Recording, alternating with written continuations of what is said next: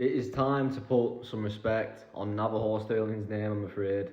Man, this is every UFC fan's worst nightmare to see Jan Błachowicz, who's a complete veteran of the sport, amazing fighter who's never ever dodged any fights, to get put out like this, man. But this started out kind of competitive, you know. Navajo Stirling was actually pretty cautious in this fight, on the back foot, throwing low kicks, using his range and his speed and his advantage as a younger man, you know, to evade Jan Błachowicz with his boxing combinations and stuff.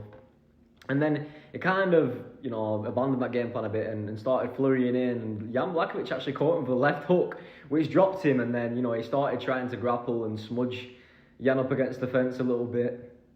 And then, obviously, after they separated, we went back to the exchanges on the feet. And Navajo Stirling feinted like a slap with the left hand and immediately flurried in with the right, the 1-2.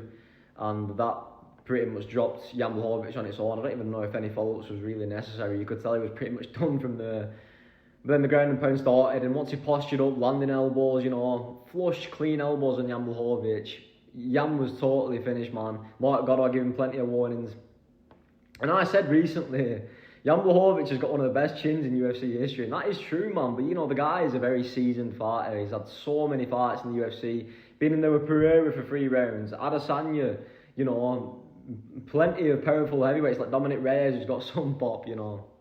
Never been finished like this, really, in his, you know, most recent UFC career.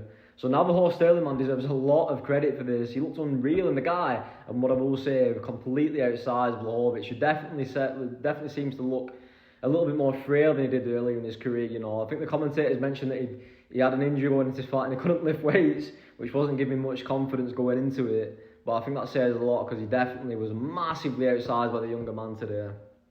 But this is unbelievably impressive for Navajo Stirling, and we could definitely have a contender who is a teammate of the champion, by the way, in this division.